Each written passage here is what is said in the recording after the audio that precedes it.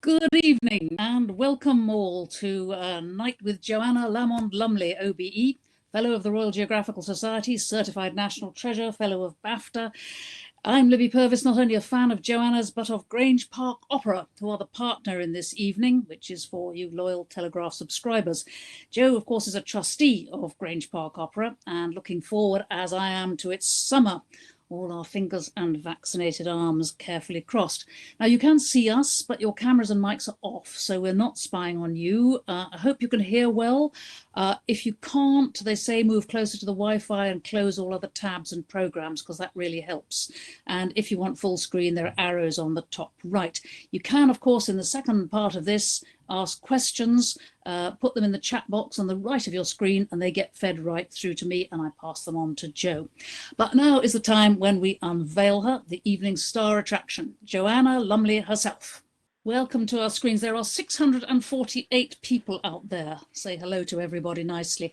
Can I just ask you something which is very much of the year? Do you get self-conscious or shy about how you look on screens? Because even a lot of actors do, and a lot of people on Zoom can't bear looking at themselves in the tiny box. Has a whole lifetime with cameras made you immune to that? Are you kind of totally cool with being stared at? I'm used to being stared at because it's my job, both as a model to begin with, and then, of course, as an actress. And in fact, you rather hope you will be stared at. You hope people's eyes don't slide off you and go to something much more interesting. But what I did learn quite early on is the importance of lighting. And as I've got older and older, I've discovered what I call the Barbara Cartland School of Lighting, which is to train. At the moment, I've got 4 lamps focused sharply on my face so that I should just appear as sort of a hair, like a piece of wig, and 2 eyes and a mouth, and that's all you'll see. And that hides a multitude of sins. But actually, Libby, the biggest shock, I think, for everybody is to hear your voice. People go, oh, I don't sound like that, do I? And then to see your face. And as it's my job, I've had to get over those 2 horrifying hurdles quite early on, and you just give in to it. You mentioned that you started out as a model, and I know you were in swinging London, Carnaby Street. You know, you sort of came in when that had already kind of got going. What kind of life was it, modelling then? I, being just a few years younger, I used to sort of gaze at models, think what a wonderful life, all partying, all laughter, all so on. But at the same time, you thought they must think of nothing but, oh, is their skin all right? Is their body all right? I mean, how was it? What sort of life was it? I have to say the standard was much lower. If you look back to old magazines, if you can find any from the 60s, you go, good Lord, because we did our own makeup, we did our own hair, we did our own accessories. That meant jewellery and bags and shoes and scarves and things like that. We had our own wigs and we stuck them on ourselves. I mean, it was all much more amateurish. We were paid far less money. I mean, it was much better pay than shop girls, but it really wasn't buy a yacht in the Mediterranean. And much, much later came somebody like Cindy Crawford, who said she wouldn't get out of bed before, you know, without $10,000 or something. My God, we got 4 guineas an hour for editorial work and 5 guineas an hour for advertising, which seemed to us like a king's ransom. And as you would work quite often 6 hours a day, that's a lot of money. 6 5s are 30 guineas a day. But it wasn't kind of lunatic money. But it was lovely. It was lovely, and I loved it. I loved having to get used to doing so much stuff yourself, and that stood me in good stead, because all the travel programs I do, I have to provide, of course, all my own clothes and do my own makeup and hair and make sure that I'm ironed down and that I look suitable for the right occasions and so on. And so it stood me in good stead. I'm pleased about that. And also the Barbara Cartland lighting. It's always been useful. Yes, I've never talking of the skills, I've never forgotten your fashioning yourself a pair of slippers out of a bra on a desert island for some television program long That was ago. right. That was you, it was Girl Friday, and my feet were I was getting actually sort of trench foot, which means your feet are beginning to rot away, because I was wearing trainers. I had no real change of anything. The rocks were volcanic, rather like walking on the edge of razor blades.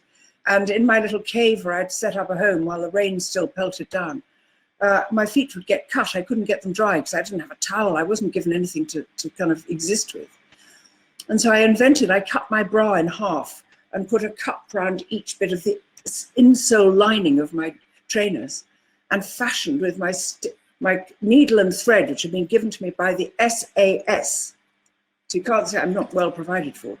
I cut it in the thread neatly in half so I'd have exactly enough for each little shoe. They came out the most delightful little espadrilles, little tiny, sweet little slippers. They looked so beautiful.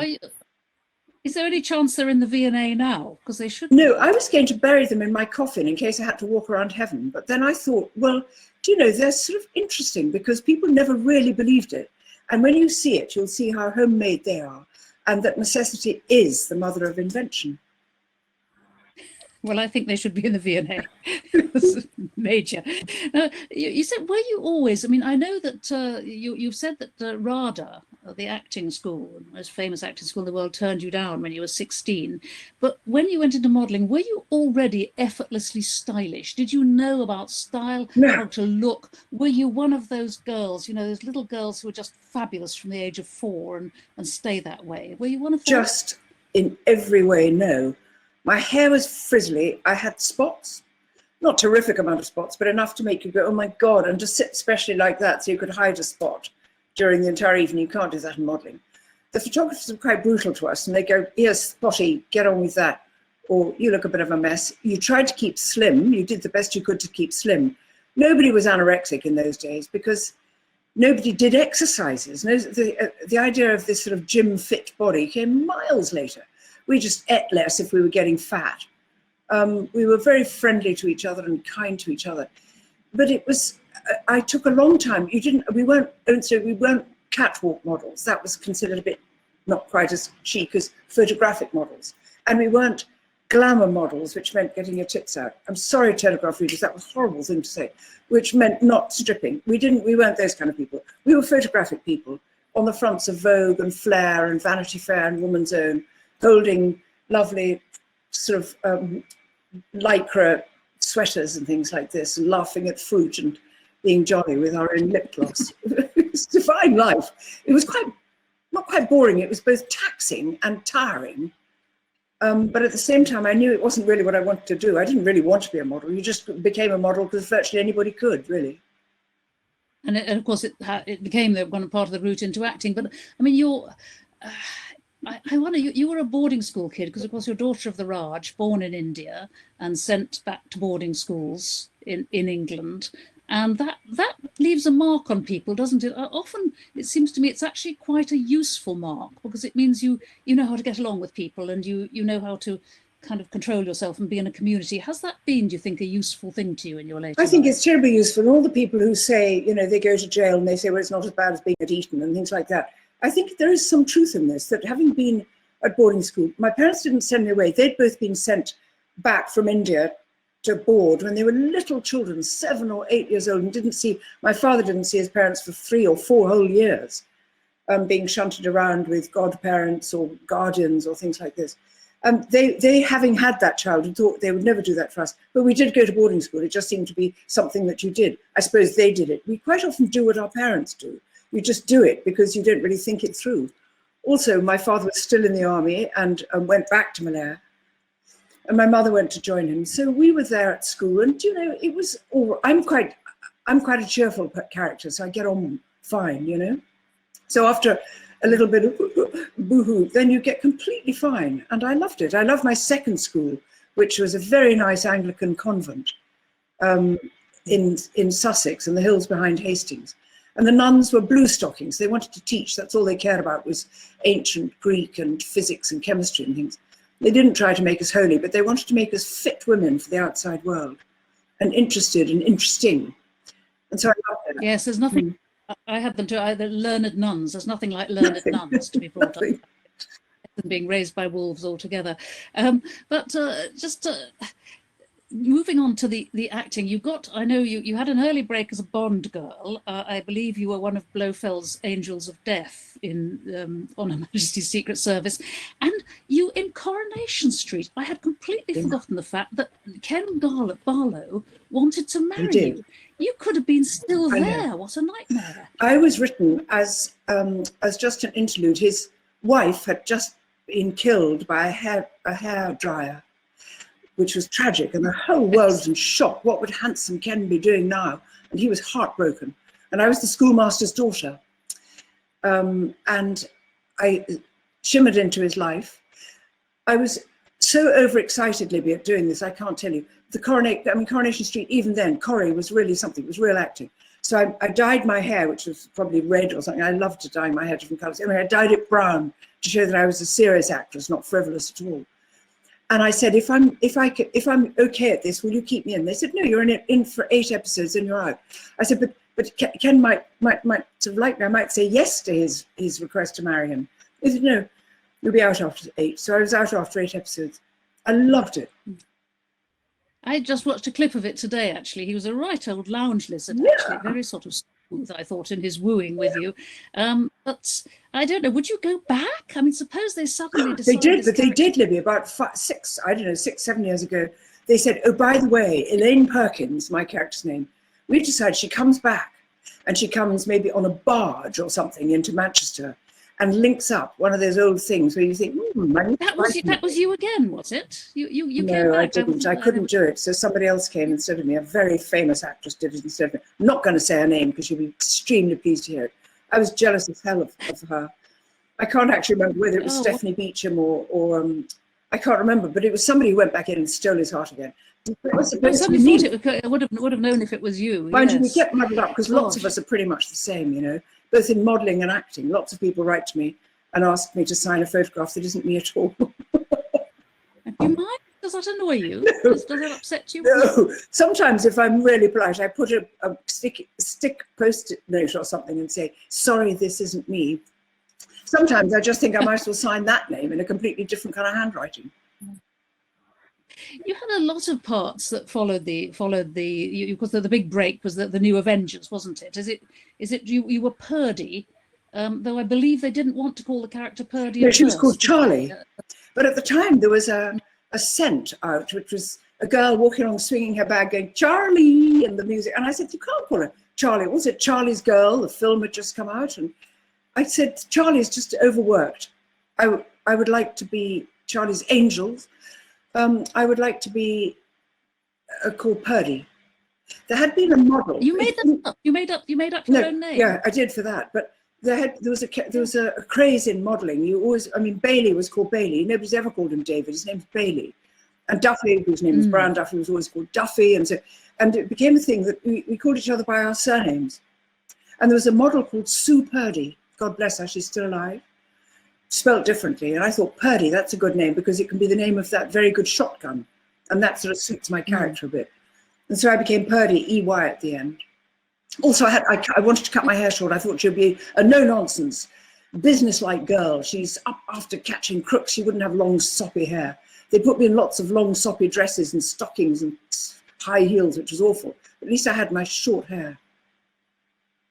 We have to look back at those days at the way that women and actresses and beautiful actresses were looked at and were remarked about and were expected to flash a bit of leg. Did that impinge on you and did you mind? You know, the business of show us some stocking, love. Did that impinge? It was absolutely mandatory. And if you didn't want to do it, they'd go, are you an actress or not? And as I hadn't been to drama school, I've since discovered how many people were turned down by RADA. I feel much cheered by that. They turned down all kinds of people. Doesn't matter. They have to turn people down. They can't take everybody. But because I'd been a model, which is the worst thing you could have been in those days to become an actress, because they just thought you were just fluff and ridiculous, wouldn't be able to learn a line.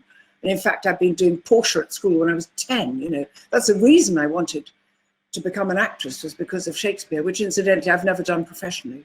I've never been asked to do any Shakespeare. Just anyway. Bring it on. Bring it on. ancient Juliet. I've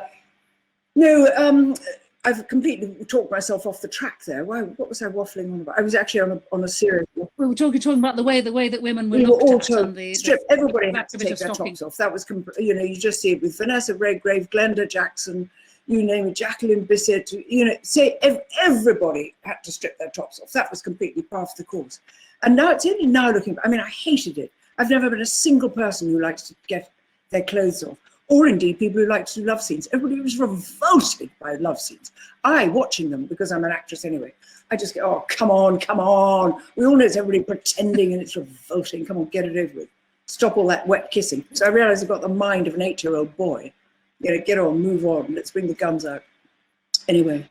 riffling through old pictures, the way that one sort of can't help doing. So I think, oh, is that something else? I found one of you with a sort of a revolver tucked in your stocking top for Purdy.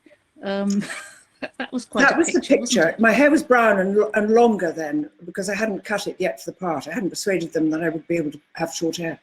And that was the announcement of Joanna Lumley was going to play the new Avengers girl. And they put me in a flimsy dress with flimsy high heels. And the press said, we'd like you to stick a gun in the top of your stocking top, Joanna. And I said, but I'm wearing tights. They said, we're not going to take the picture unless you're wearing stockings with a gun stuck in the top of it. So we went into the Dorchester Hotel outside which we were doing this photo shoot.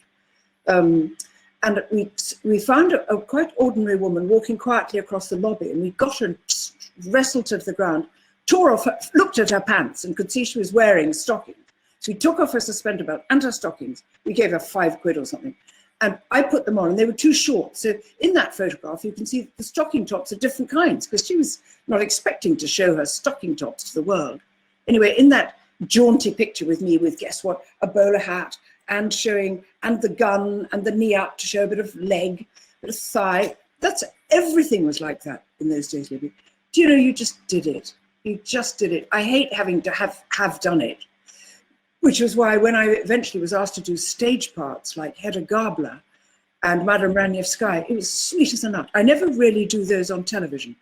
I'm still either I'm glamorous bitch or glamorous or something. But on stage, I'm allowed to do different things. In my dreams, that woman who you ripped the stockings off is among our 600 and something viewers tonight, and will step up, madam, and say, yes, that was me. I am so proud. I still have the fiver. I framed it because, of course, you were already a name. Joanna Lumley was already a name because of the modelling. There were, as you say, heaps and heaps of parts afterwards. Your acting career carried on, and that's fine. But there came this moment, the absolutely fabulous moment, and you weren't actually part of the original French and Saunders sketch. They'd invented the two characters of the daughter and the mother and so on, and then Patsy was invented and brought in as Adina's fashionista friend, and it was extraordinary. She was born instantaneously, wasn't she? She just became part of all our lives very, very quickly, and we knew her and you knew her. I mean, where did she come from? The look, the manner, everything. She sprang up, and it wasn't just script. I know that because it was you as well. Well, look, I was desperate to get Jennifer Saunders. I didn't know Jennifer, and she didn't know me. And I'm not sure Adrian Edmondson, her husband, didn't say, why don't you try Joanna Lumley for that part? And so we went up and did a sort of reading together, me and Jennifer. And she's quite shy anyway, but she was just kind of nothing. And I thought, oh, this is awful. She hates me. She doesn't. She's too polite to say she can't bear me. I went home and said to my agent, can you get me out of this? Because it's a fantastic part, but I don't think she likes me and it's not going to work. The agent said, oh, just do it. It's a pilot. You know, it might not even take off. So I just did it. But what my aim was to get Jennifer to laugh, to try to get her to laugh. Quite soon, I don't know why, I had this idea that she would have her hair up and have very, very red lips. I loved that idea that she'd have yellow hair and red lips. And somebody once told me, never change, when you're in something that's a comedy, never change your look, because people will want you, like a cartoon character, like the Roadrunner or something. You want to always go beep, beep, beep, beep, and they'll know that's a Roadrunner. And they'll know that if you've got your hair up and your lipstick on and a cigarette, that you are Patsy. And then that'll be a shortcut to everything, once you've established that. So I sort of played around with the idea of how she would look. And then we had this idea that she'd had many of her insides taken out and probably her bottom removed as well. So she had a slight hunch because all her innards had gone.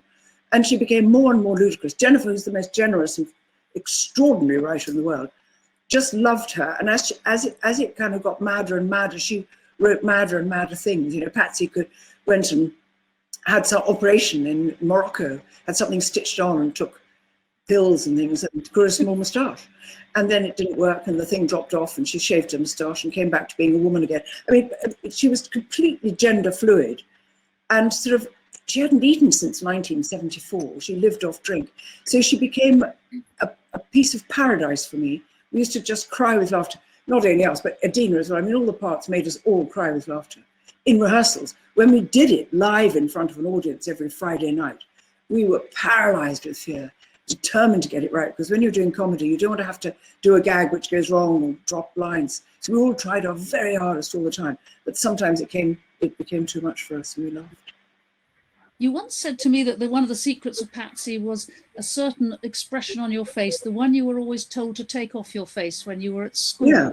You know, that face that sort of sullen. Patsy was a great admirer, not only of Ivana Trump. She liked her hair. She didn't copy it, but she liked it. But she was a great admirer of Elvis. I think she thought she'd slept with him. She hadn't, but she thought she had. And she liked the way Elvis laughed, which was that he never opened his mouth and laughed marvelously. He just went, and I think Patsy thought she looked pretty cool if that's about as far as she went. So her mouth was always sort of sullen. And because her shoulders were always rounded, and she always had sort of lizard-like eyes slipping around the room, looking for a drink, or a man. That's how she sort of became. And her voice got much damaged by a great deal of smoking, great deal of drinking, and also hanging out with the Rolling Stones. I don't think she did. She felt she did.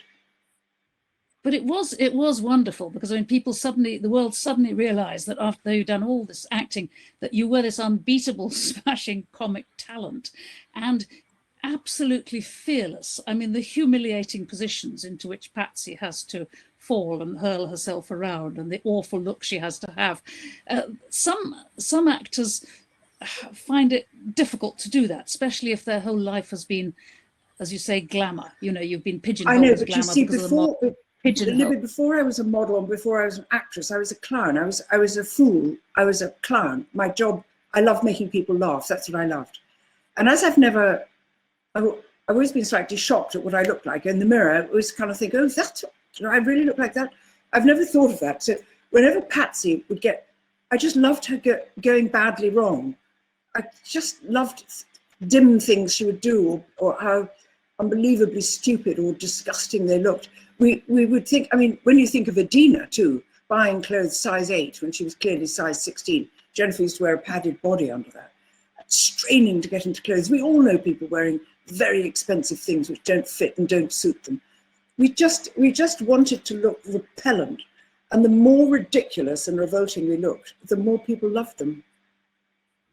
There are more and more female actors actually willing to do this now, aren't there? It seems to be on the up. I mean, if I look back even a generation at things like Not the 9 O'Clock News, you know, she was always rather gorgeous. Whatever she was doing, she was always gorgeous. But I think it's rather wonderful that women are not minding looking like train wrecks now. It's exciting in a way, isn't it? We can be as daft as men. I think so, because women were pretty much, for a long, long time, we were the lovely ones, and you always had to look extremely beautiful if you were going to be an actress.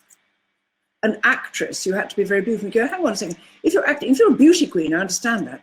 But if you're an actress, you're just an actress. That means you're playing a part. Why do you have to be beautiful? A few people who are not technically beauties crept under the net, starting with Dame Flora Robson, who was no great beauty, but she was a great actress.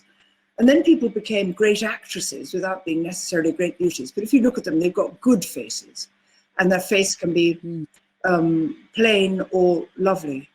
But on the whole, women were expected to look lovely in films. So film stars are always fabulously beautiful. Whereas people like Humphrey Bogart could have lined cheeks and furrowed brows and all sorts of things. And it's always been unfair. And guess what, Libby? It's always going to be unfair. I know people are always trying to reach for parity. I have a funny feeling it will never happen, because in the whole long time that human beings have been alive, for some reason, women have always had to look good for men to like them.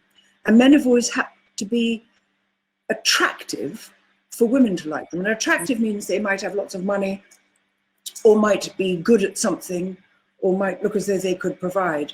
They didn't have to be handsome necessarily. It helped, but it didn't have to be so. Yes, it was rather a nice thing, and we must talk about opera. Have you, how keen you are on opera, because you know, Grange Park Opera partner tonight, and you're on the trustee board of it. It seemed to me that actually there was a wonderful period when opera singers, women opera singers, were allowed to look basically like elephants, and then suddenly they weren't anymore. Suddenly people wanted them to look glamorous. It actually stepped backwards a bit, didn't it? Are you an opera buff yourself? Buff, no, passionate follower. Because of course I'm married to a conductor who conducts pretty much mostly opera. And he's taught me a lot about it. And he was very interesting about this because in the old days, I mean, he's been conducting, he cut his teeth at Glyndebourne and then worked, done operas all around the world. But in the old days, the voice was everything. And people thought you should just go to the theatre, the opera house, and be grateful for the sound. And then gradually it began to creep in where more and more directors and maybe even the public said, hang on, if she's playing this drop-dead gorgeous woman, maybe she should look a little bit better than that. Maybe she shouldn't look like 10-ton Tessie. I'll probably be killed for even saying that. But the truth is, maybe she should look a little bit more like the role. Because a lot of that overeating was part of it. They felt that it was a kind of myth that the way to have a beautiful voice was to be quite big and bosomy and fat-stomached and so on. That's been disproved because now you see the most gorgeous opera singers, ravishing voices, looking great, looking like great performers. And of course, they're much fitter and they're much lither and they're much more believable as actresses, singing actresses on stage. Oh yes, the movement and I mean, extraordinary. Some of the positions that people will sing in. You know, they will be fainting, they will be falling, they will be supported. And you think, where is the lungs even going? I'm just talking about looks. I've just been watching The Picture of Dorian Gray, which is theatre filmed in lockdown. Yeah. All of you separately, a very creepy, strange collaboration, very interesting, by a set of local theatres, including the Wolsey, which is, of course, just up the road from me in Ipswich. And that was interesting, but a curious and odd, sort of almost, it must have felt a sterile way to work. How has it been for you in lockdown, doing the work you've done? Well, that was the only sort of live show in that none of us were there together. We did it as if we were picking over the story of Dorian Gray, which is now modern day, with all the kind of dramas of FaceTime and tweeting and so on. And it was as though I was being interviewed on a laptop like this by Stephen Fry on a laptop somewhere else, inquiring and inquisiting me saying, and then scenes. And one or two of the scenes had two actors in, but very, very few. Most of us were giving our performances solo. And it's terribly odd because you not only miss the shine you get off working with other people, you miss the audience. And all performers will tell you there's any kind of performance at all will say what we miss is the audience, because for some reason the heat, the intensity, we have a phrase in the theatre which is to shine your lamps on someone. And it means when you're not actually speaking, if in some way you turn your head or focus your intention towards the person who is speaking, it's called shining your lamps on, and they become incandescent. People literally glow with it. And that's the glow which comes from the audience, which is their attention, which bathes us all in a kind of light, knowing that they're waiting for the story to unfold. You never get that in a film, incidentally, because on a film, you just do your part, which might be completely out of sequence. 6 months later, when it's all scissored together and your part might be much diminished, or the scene you thought was really important can be shot over your shoulder, not on your face, emoting like fury. And then you've almost lost the story and you can't remember, you have to big it up. And lots of performances have been made in the editing suite and lots have been cut out and so on. But we're not in control of our work. What we love about theatre is that we're in control of what we say. As we say it, nobody can stop it. Nobody can stop it. It goes out from you to the audience and it's different every single night. Not massively different, but just enough for people to know that they've got the one and only, which is why I'm crazy about live performance. But the difference, I mean, quite apart from this difference between live performance and film and radio and so on in the ordinary way, I mean, the lockdown year has been, it's taken it that step further to a terrible sort of distant sense of sterility. I mean, you've also, I should mention, you've also done a radio series with Roger Allam, Conversations from a Long Marriage, which goes on. And again, that must have a weird and remote feeling. No, that was okay. We went into a studio together. We were in a studio together. Same room? Same room, screens. So usually when you do it, you've got a shared microphone. So this time, because this is the second series, we didn't have a shared mic, but we were there. At least we could feel each other's presence and talk to each other, you know, between takes and so on. But it isn't the way to work. We'll all go on doing it because we're fanning the flames and keeping everything alive. And I think people have been totally brilliant. And I think one of the most brilliant protagonists of all this is Wasfi Khani, who's the sort of the éminence rose behind Grange Park Opera, because the things she's managed to do in this lockdown period have been simply astonishing.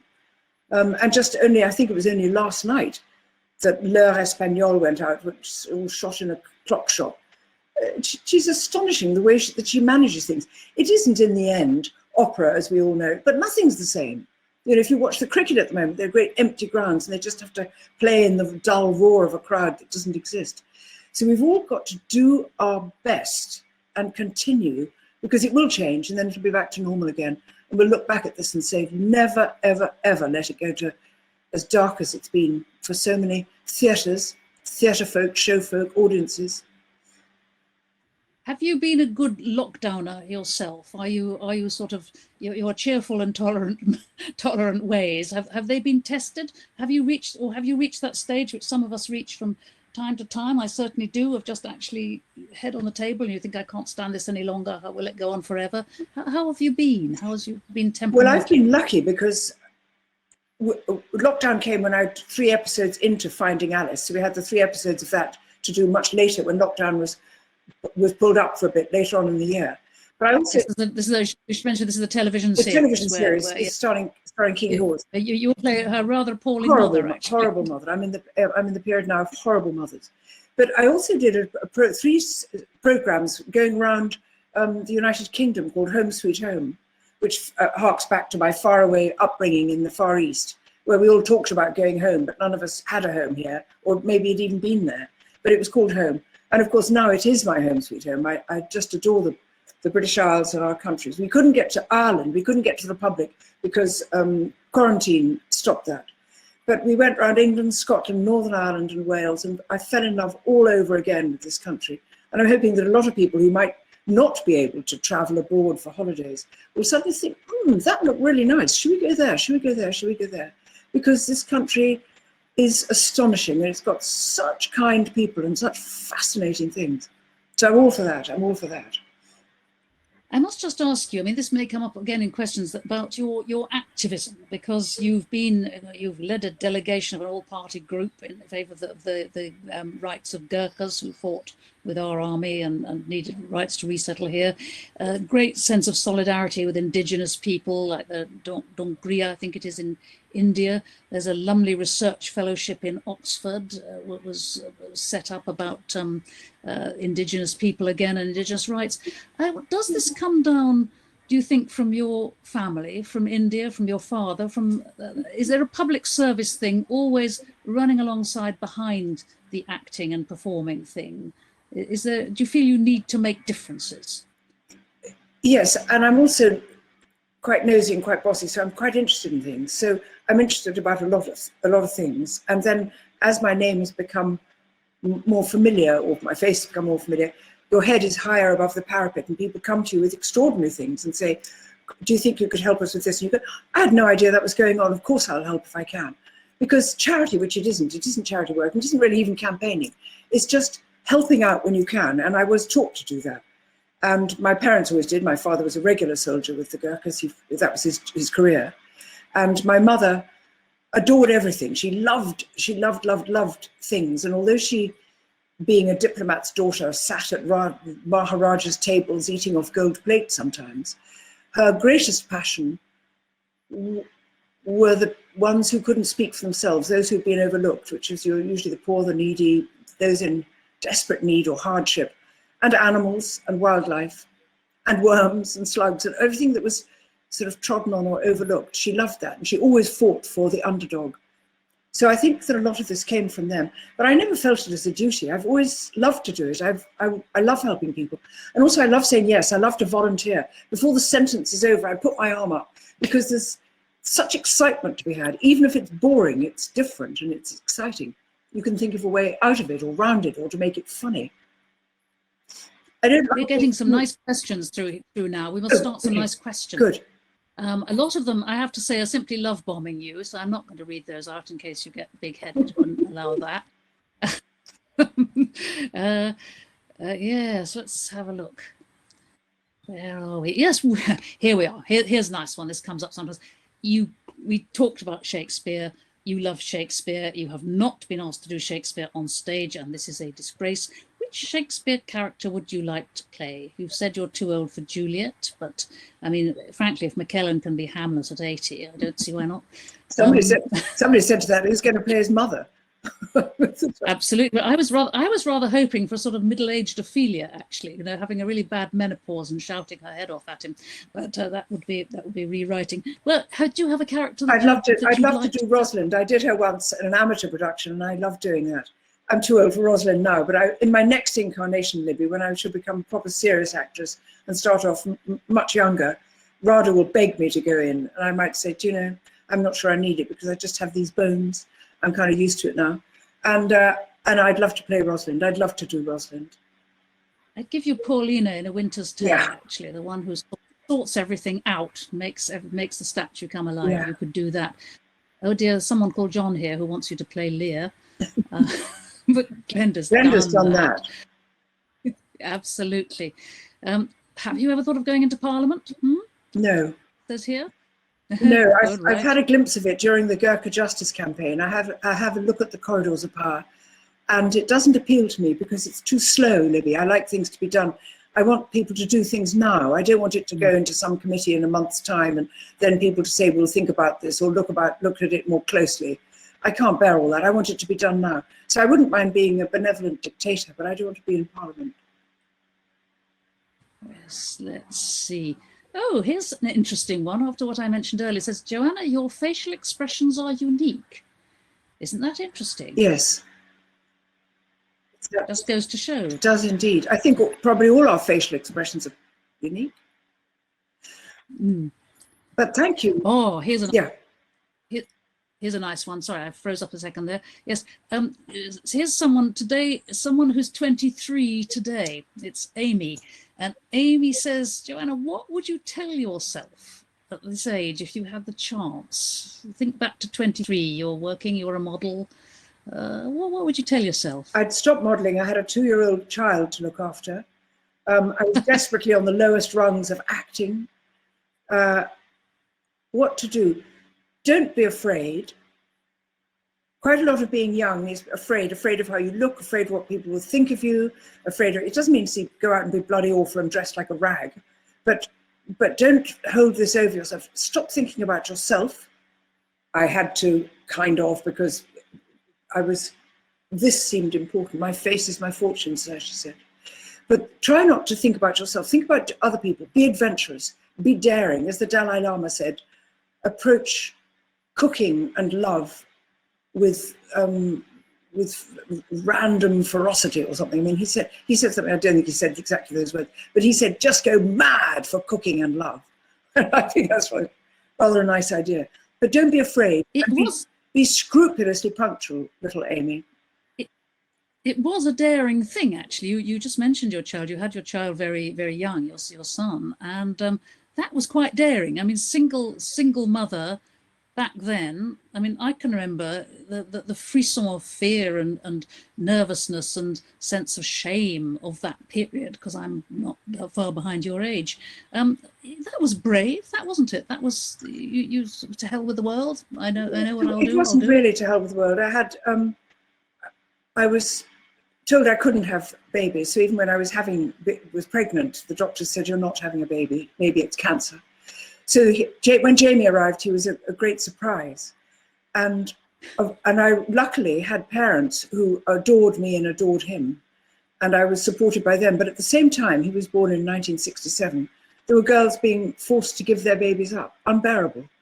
And so I was terribly, terribly lucky. But it wasn't really, I mean, any single parent on their own will know how difficult it is when you're both the breadwinner and the housekeeper and the parent. It's juggling with time as much as anything. It's never juggling with love. It's juggling with money a lot of the time. But it's okay. Just slog at it. Be brave. You know what I mean? Life isn't easy. French said, "La lutte, c'est la vie." Struggle is life, or life is struggle. You know, that's the name of the game. So don't go boo-hoo. What's happened to me? Why me? Just get up and do it. I think this question might possibly be from somebody who was at school with you. Was there Miss Bentley at your school? Yes, she was. Well, here we are. Mary says, hello. Did you always know you wanted to perform even as a small child? Because I remember you reciting Meg Merrilies in Miss Bentley's study. You packed, unlike the rest of us, you packed it with interest and emphasis, so different to our stilted renditions. Are you going to give us Meg Merrilies? It's old Meg. She was a gypsy and lived upon the moors. Her bed, it was the brown heath turf. Our house was out of doors. It was lovely. And how sweet of Mary to remember that in Miss Bentley's study. This was when I was about between 8 and 10, I guess. I love learning poetry, Libby. I love learning things. I don't like screens. I don't look at screens. I don't do FaceTime. I don't do any social media. I try to look out because I know, having been abandoned on a desert island and on my long trips and travels, that the only thing that can keep you sane is your own mind. And that's why the idea of losing your mind is the most frightening thing on earth. Far, far worse than anything else is the idea of going mad. But if you furnish your head, your clever, clever head, with all sorts of memories and things beautiful music, beautiful. You've got to cram it with beautiful things, beautiful pictures and stuff you can remember, delicious, kind people, wonderful books, words, poetry. Cram that into your head, not trivia. Don't do trivia because it won't stay with you. And tunes. You're married to a musician. I wake up every morning with a different tune in my head. And there's no reason why it should be anything. It could be anything from the Easter hymn to a snatch of opera to Bat Out of Hell. But there's always a new tune in my head. I'm the same as you. I wake up practically whistling, you know. Isn't it funny? They come in and... What was this morning? Yeah. Can you remember they creep in, and all sorts of thoughts and ideas and music creep into your head during the night, and you wake up literally with a song you haven't thought about for 35 years. Suddenly, there it is. Extraordinary. There's a question here. It says it's from Wasfi, which I assume is Wasfi Khani of the Great Grange Park Opera, which we're also celebrating tonight. And the question is, what are you cooking for dinner tonight, Joanna? My husband has gone away, so I'm not cooking. What I shall have is probably an avocado. I know that's out of fashion now. Some peanuts, which I like very much. Some chicory. Sainsbury's sent me a message saying I was the second highest chicory eater in the region. So I feel that's... What? Is this some kind of... Did you know this was another award? I mean, come on, there's BAFTA and there's the OBE and there's the second highest chicory eater. It's really nice, isn't it? But no cooking tonight, Wasfi. And no drinking. I've given up drinking for Lent too. Yes. What have we got here now? Oh yes. How do you detox yourself from your daily challenges, or don't you think they're toxic? I don't think they're toxic. It's lovely if you've got somebody. My husband Stephen is very good for talking to about things, but I don't really drag them in and drag them about. Challenges sometimes are not within your grasp. You know, some of the things that you wish would change are things that are happening in the world. And you're always trying to think of that. But do try to think of small things you can do. I'm a great one for, I've just invested in quite an expensive system of getting rid of spare plastic which doesn't go into the recycling bin. And I couldn't bear throwing it away into landfill. So I've got a cardboard box which is collected whenever I send it in. And I cram all the cellophane and tops of yogurt pots and everything that can't be recycled. I wash it and it goes into there. And it's made me feel much happier. I think it's a sort of sense of discipline helps with the day and putting things to bed before you go to sleep. A pattern, make your desk neat, even if it's not cleared. Write a list of the things you've got to do tomorrow because you didn't do them today. Settle it all down, read a book, gradually calm down and then sleep well. And don't fret. That's what I'd say to 23-year-old Amy, happy birthday little one, is don't fret about things. Package them up and leave them for fretting time. Say tomorrow morning at 11 to 11:15, I'll really be worried about stuff, but not now. There's a question here. Are you from Janet? It says, are you involved in your own community in any way? I mean, this is a very 2020, 2021 question, isn't it? One does, yes. Everyone feels they want part of something. Are you involved? Yes, I am. Where we live, we've lived here for 30 years. It's south of the river, it's in South Lambeth. And I lived in the sort of Holland Park region in Addison Road for 18 years. And I don't think one shopkeeper up there ever remembered my name or that I'd been in the shop before. come south of the river to where we are in Stockwell, and it's all friendliness, all affection, all kindliness and talking, and there are various things which one can help with. I don't propose to go into them here, but you know, there are old people's clubs and all kinds of things which you can get involved with. Even if you haven't the time, you can help in some other way. And I love it. Saving the library. They were going to shut the library down, make it into a gym. Who cares? You don't need a gym to touch your toes. You can just do it now or go for a run. I'm anti-gyms at the moment, anti too many gyms. I understand that they're important, and I'm not being down on gym people. I'm just saying too many. We want to keep libraries. Libraries are more important than gyms. How about staying connected with the Nevermind community? There's another nice question here. This very weird year, how did you stay connected with your family? You know, with Jamie, son and grandpa. Jamie and Tessa, yeah. and Emily live right up in the north of Scotland. So we haven't been able to see them because even when lockdown was sort of released here, it wasn't in Scotland, so we couldn't get up there and they couldn't come down here. You can do exactly what we're doing, Libby. You can Zoom or you can Skype, but actually you can just talk on the telephone. I sometimes find it's a bit challenging when you have to go and be seen on a screen because you've got to try to look sort of halfway nice, I think, because it's not fair on people at the other end if you look as though you've just crept out of bed or haven't bothered to comb your hair. So you've got to make a bit of an effort.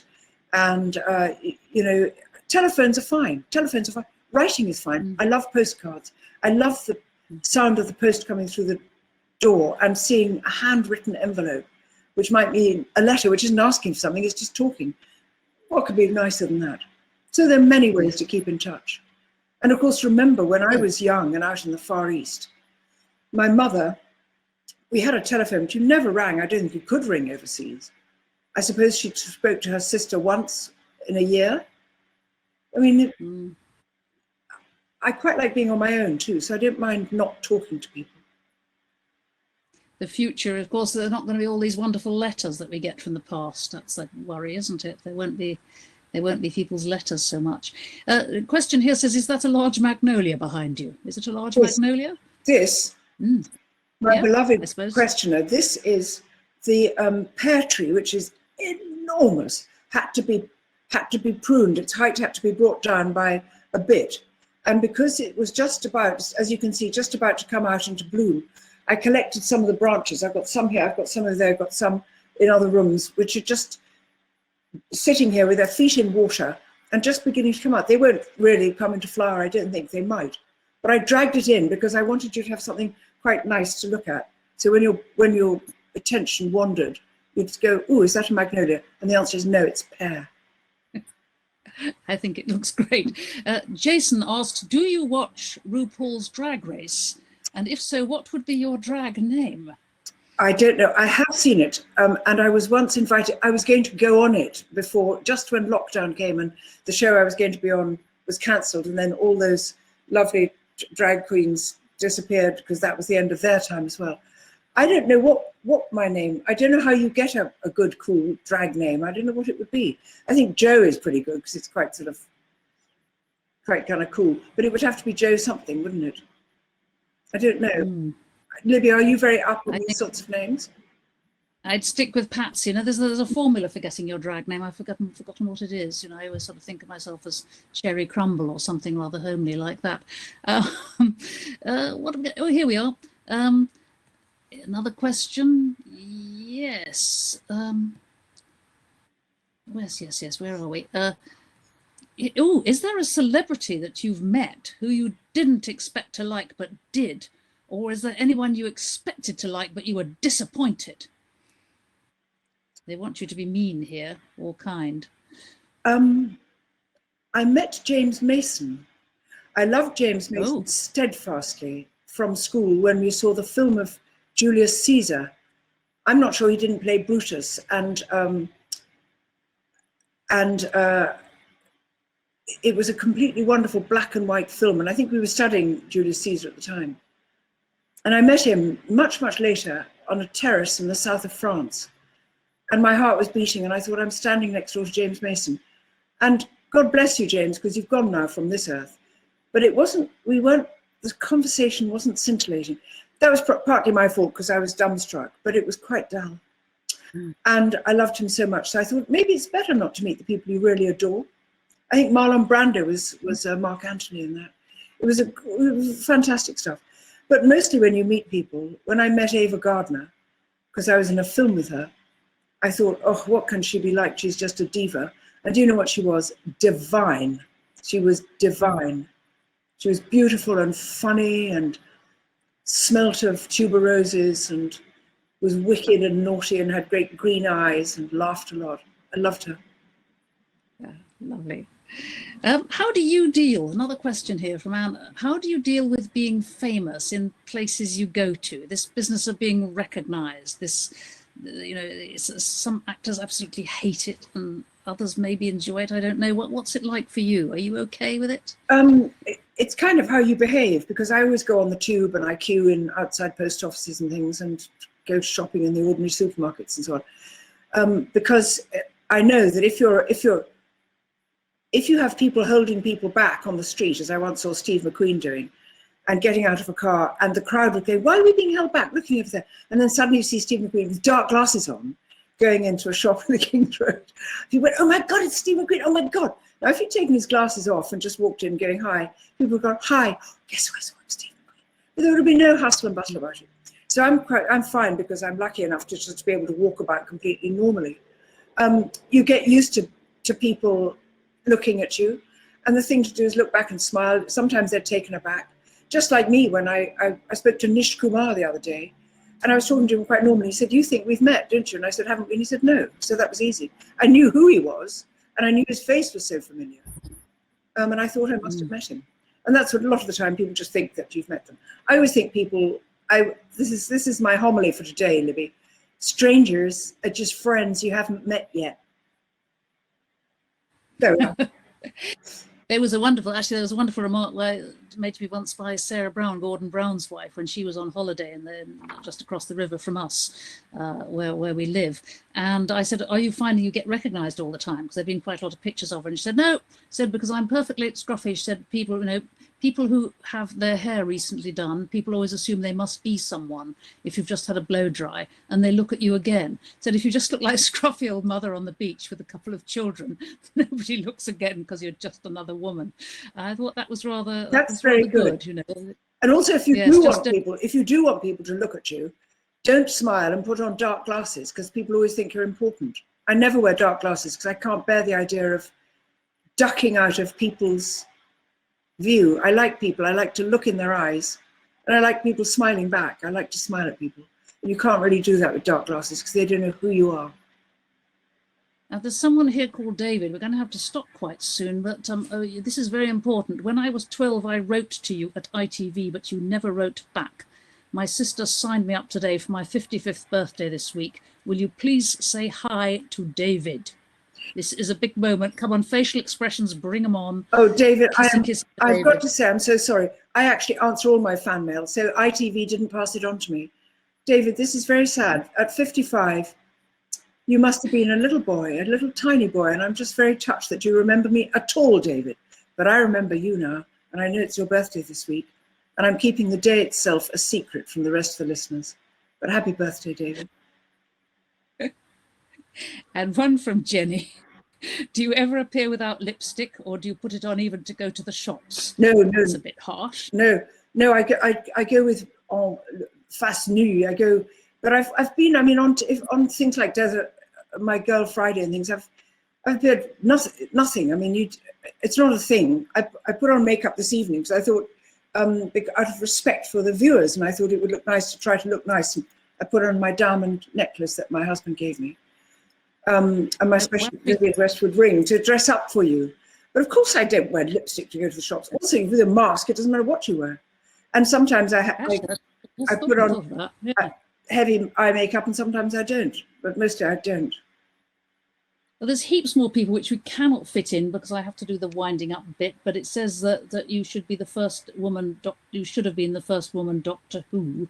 I was. And your drag name has to be the name of your first pet and the name of the street where you first lived in, which makes me Treacle Leverett.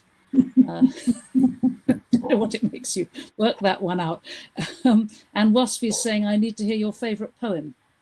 My favourite poem is The Tale of the Wandering Angus by W.B. Yeats. I went out to the hazelwood because a fire was in my head, and Catton stripped a hazel wand and tied a berry to a thread. And anyway, I won't do it all, but it's simply ravishing, and it ends up, and pluck till time and times are done, the silver apples of the moon, the golden apples of the sun. Tale of the Wandering Angus, W.B. Yeats, everybody out there. And do you know, to very quickly, drag name first pet and the street It's where Judy first lived? Addison, but it's not a very exciting name. It's Judy Addison. Is that a very good name? No, it's because you didn't call your first pet something more glamorous. It wasn't my pet. Anyway, it was our dog in the army, Judy. Right.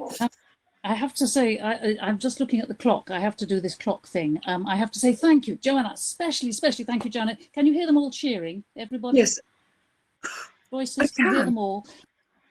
And thank you for subscribing to it. And Telegraph subscriber people will get a survey shortly. So please take part, because they want to know what you think. And everybody, remember to book tickets to Grange Park Opera's summer season. It begins at midnight tonight. Some of us are going to have to stay up to get our Bryn Terfel tickets.